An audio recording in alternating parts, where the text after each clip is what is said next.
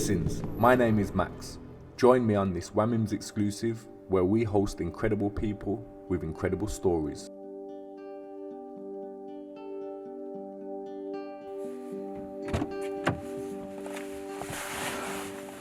Blessings, man like Maximus here. Here we are, bright and early, bank holiday Monday morning, on our way to Nottingham to go and link up with Dannielle and Eldene Gordon. Stay locked, stay tuned, cause this one's going to be sentimental. Blessings!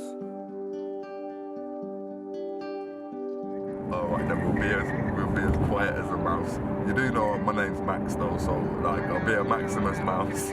First up, Eldene Gordon and his mother, who stood side by side and beat stage 4 non-Hodgkin's lymphoma. So here we are, we've just landed in Nottingham. It's 7:30, we're told to be a little bit quiet. We're going to knock the door now and hopefully Dannielle's going to be awake with Eldene and get cracking. Hello. Hello. Oh my God, it's been flipping ages. How's it been?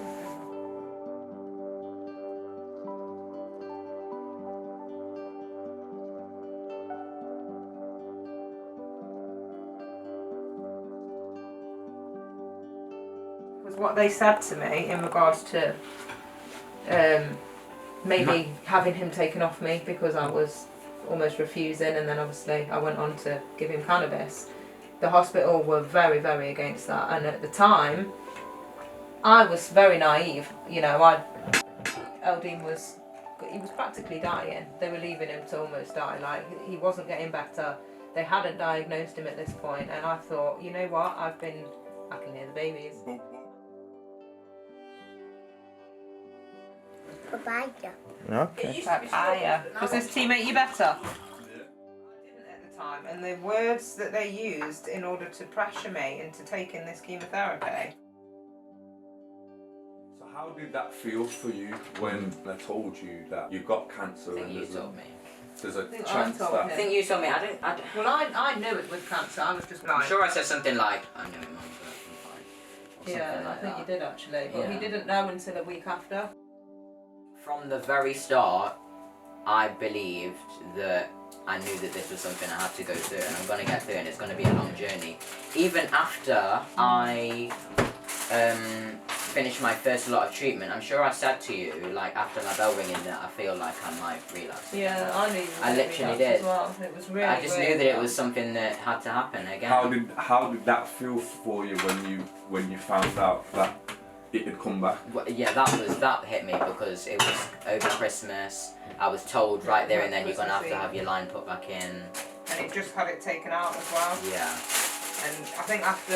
And I was so scared, but I was we were sick of clinging on to the fact that whenever they said, oh, it might just be a virus, it might just be an infection, I was just clinging on to that hope. But I knew that, you know, I just didn't want to. What was you like the second time then? Obviously, I know the first time must have been all like extremely hard anyway. It wasn't that I wasn't get scared over. for his life. It was more of the fact that I didn't want to have to go through all that again. The constant hospital visits, like the constantly being away from the children, like that's what burned me the most. Like I had every faith that Eldene was going to be fine. I just knew it. Like I had my oils, I had my herbs.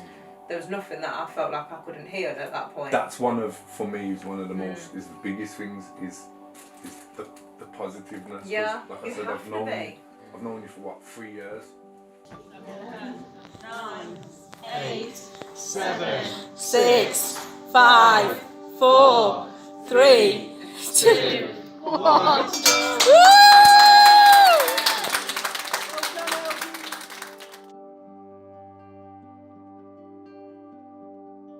After spending the morning with Dannielle, Eldene and the family, I was asked if I would like to join them on a little shopping expedition to a local farm where Dannielle, Eldene and the family had been going for a number of years to purchase natural, organic and homemade produce.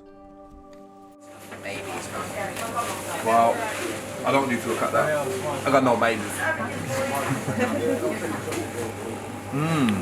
Don't jinx yourself, bro. Smell that.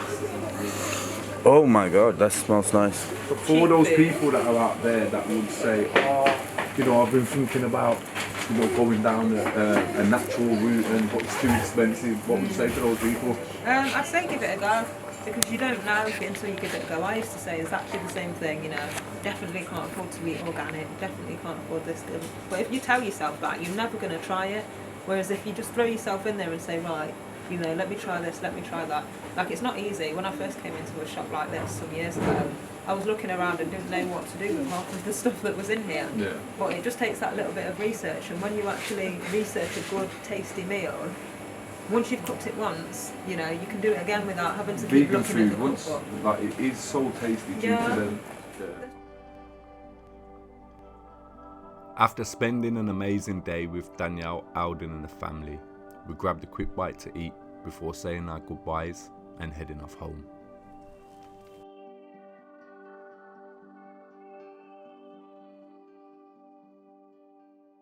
Next, meet tea. A UK herbalist, a MS warrior, and who has also overcome stage 4 non-Hodgkin's lymphoma. Here to share his story with us. So when did you find out that you had this cancer? Cancer. Alright, it's mad, you know, cause I was saying this, talk to my bedroom over there about this. Do you know what I'm saying to you? Literally, how I found out I had cancer from, literally was, I was at my bedroom's yard. Then from my bedroom's, I've gone home to my nan's. But I'm not knowing nothing of it, you know what I'm saying to you? My granddad's there, hear me, RIP to him, you know what I'm saying, to rest up. My man's there and he's like, yo, what's that on your neck? Look at your neck, innit? I'm saying, what are you on about? So I've looked in the mirror, my neck's wham. You know what I'm saying? It's all massive in it. I'm saying, damn. But I'm not thinking too much. Do you know what I'm saying? I'm not really thinking too much like it's that. Then when straight away he's like, get checked up, but obviously anything what's wrong with me, I like to get checked up, see what I can see. It's just so I know what it is, then we go that avenue where I need to go. You know what I'm saying to you? They've done their tests and stuff here. They're saying it could be a viral infection and stuff like that. Do you know what I'm saying to you?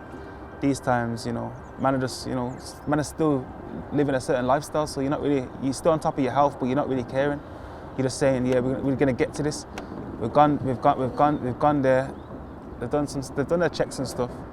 They literally, they put me in for a biopsy. You know what I'm saying? So when I've done the biopsy now, that's why I got the scars on my neck as well. You know what I'm saying? People who don't know. When I had the biopsy, literally, it's come back. The results have come back saying it's not cancerous. Do you know what I'm trying to say to you? So, you know, but in that space of time, you know, when I've done all that, I've gone to prison.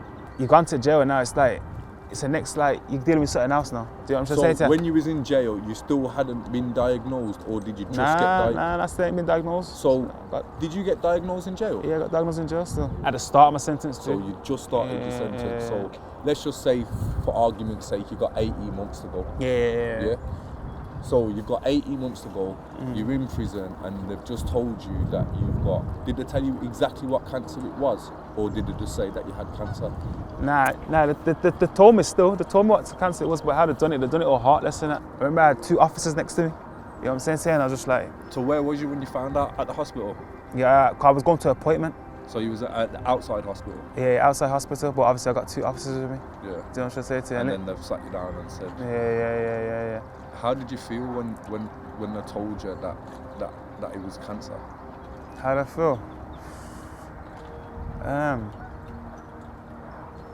You know what? I felt angered. You know, like, you know what I'm saying. You know, you just feel angry at the world. Like, I'm thinking, you know what? I've had problems before with my health, and like, you know what I'm saying to you, like, I've even overcome swine flu and all these things, bro. Do you know what I'm trying to say to you?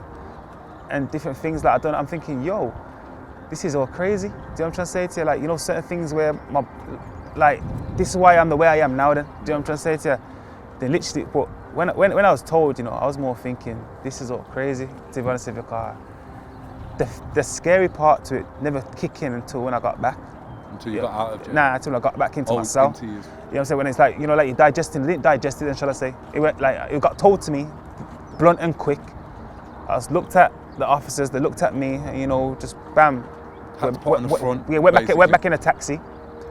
Bam, back to the jail. You know, I was trying to say to you, back to prison, and it was like, but that's when it sunk in them times. When you was on your own. Yeah. And when my mum was in front of me still, I didn't know what was going on. It's only when I've come out. It's only now, like really, like a couple of years ago, really in life, when my mum's really told me to really see where the doctors and that was more lazy with her and not telling me.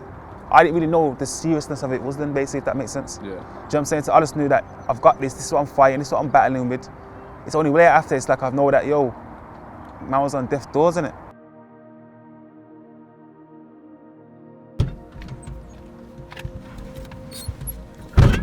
Blessings, people. So here we are. Just got back from catching up with T. Not gonna lie, yeah, Raw touched me. He's been through a lot, but it's a pleasure to see him where he is now. So what we're gonna do now is we're gonna go catch up with Eldene and Dannielle Gordon and sit down and have a chat and see, yeah, how things go. Stay locked, stay tuned. I'll catch up with you in a piece. Peace.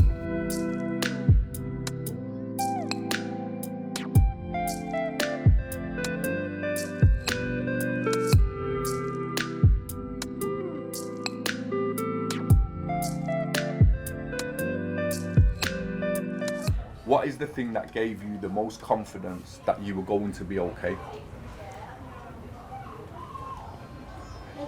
That I was gonna be okay. What's the thing that you actually kind of homed in on and knew that with that? But now one thing I would say was faith in it. You know what I'm saying? To like, you know, that like literally man, I used to pray every day. You know what I'm saying? To not saying I don't pray now still. Do you know what I'm saying? To but then it was praying every day. You know, I had to find strength, and I went deeper with the spiritual healing, like a spiritual strength. Do you know what I'm saying? To I had to kind of boss up with my mindset. Like I said, the lion in me. The lion. Do you know what I'm saying? To like literally, yeah. When I got told, like I've done already told you, my last days are never gonna be a prison cell. So that's what gave me the confidence. I used to say that to my mom too. I'm visiting, I'm saying, yo, we're good. You're gonna see me on road, I'm good. And because, you know what I'm saying, and that's yeah, that was it, bro. That's what kept me going. I'd say faith as well, and mindset. Obviously, I was very grateful for the fact that my mum was there to continuously reinforce it in me, but mainly because I always knew what my future was gonna be like, and I always knew that that is gonna be what it is, so I never ever once had the thought, oh, I'm gonna die. It was always in my mind that this is just something that I know I have to go through that is to do with something that is much higher. So the thing that really gave me the confidence is, yeah, my faith, my practice, my beliefs, my meditation, the natural healing that I was willing to do and that I had full belief in. How did it have an effect on your relationship? Because I know, like you said, T was in prison at the time where you were feeling a little bit of Resentment. Yeah, not resentment, so to speak. Disappointment. It was disappointment and resentment. Yeah, it was resentment. Okay, Yeah, well, it was. even the We're resentment. keeping it real, fam. Do you think that may have okay? We became closer. If you didn't find out that T had that in jail, do you think that would have altered your relationship, or do you think it may have continued to go down a path of, because at the time you were quite separated, so it's kind of. That's a good question. Because I was reckless. Yeah, and I loved my son, but I didn't like him because of his behaviour and his lifestyle. It just didn't tally with mine at that time. And if he hadn't had the cancer and he was in jail, I probably would have, by now, I probably would have forgiven him and got over it. But at the time, it would have took me longer, definitely. So for any mothers out there that may be going through through a similar situation as what you're going through, or what you experienced with Eldene, do you know, what would you say to them? For anyone that's experiencing this or going through this, I'd say seek advice on holistic treatments and natural treatments as soon as possible. Don't underestimate that because somebody hasn't got a medical degree, it means that they're not more equipped or even better equipped than helping you heal. Now I look back at what we've been through and I get those emotions back again. Like, imagine if I had to just skip all the way back to the start again. Like, it's such a long process. And yeah, I think that as long as people can keep the faith that nothing in life is permanent, where things are always shifting, and in 10 years, if you can truly believe you're still going to be here, you're not going to be going through this. So just, yeah. Like I said, you have to be humble. Do you know what I'm saying to you? But sometimes it's okay to feel angry. Do you know what I'm saying to you? It's okay to feel angry with the situation, what's going on, because you think you're definitely questioning, saying, why me? Do you Do you know what I'm saying? When you're seeing that person over there is all happy and that, and you're thinking, why me? But literally, when you start to see, like I always said to myself, yeah, there's people going through worse. Do you know what I'm saying to you? And you know, they've got the strength to do the stuff and still be humble. So you need to be the same as well. So like anybody who's really out there going through it, like the main thing is never give up. Do you know what I'm saying to you? Never give up here, and you don't ever give up till it's over. Do you know what I'm saying to you? Yeah. Literally, no matter how low you are and how far gone you are, you never give up. Do you know what I mean? Like, at least give up with a fight. At least give up with a fight then. Go out with a bang. Go out with a bang. You know what I'm Yeah. saying to you? Go out with a bang. To know You that. did everything. Yeah, people around said, yo, they did everything they actually could, you know. It was their time. Do you know what I'm trying to say to you? It weren't our time. Do you know what I'm saying to you? End of that. And literally, there's many other people out there who will see this now and just to make his own, no, it's not your time either. Do you know what I'm saying to you? But you have to believe that. As a mother, if you've got, you know, a child or young person who's got cancer, be that voice for them. Beat down the doors. Don't feel afraid to beat down the doors. Find a support system. It doesn't need a load of people, 2 people, if that, you know, and just be that voice. Be that voice for that person who's sick, so they can concentrate on their getting better. You know.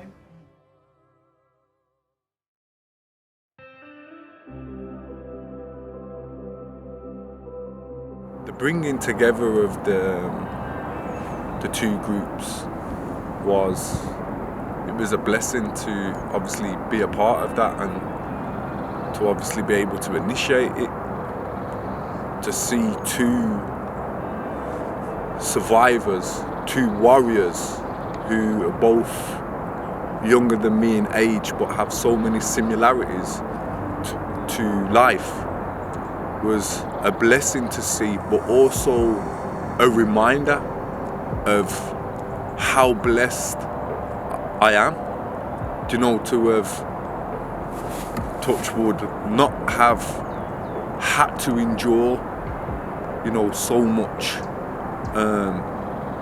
medical pain as what I've suffered emotional pain, but that's emotional with the added aspect of the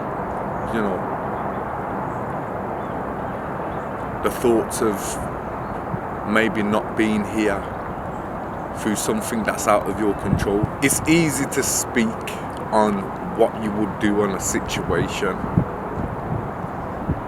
especially if you haven't been in that situation.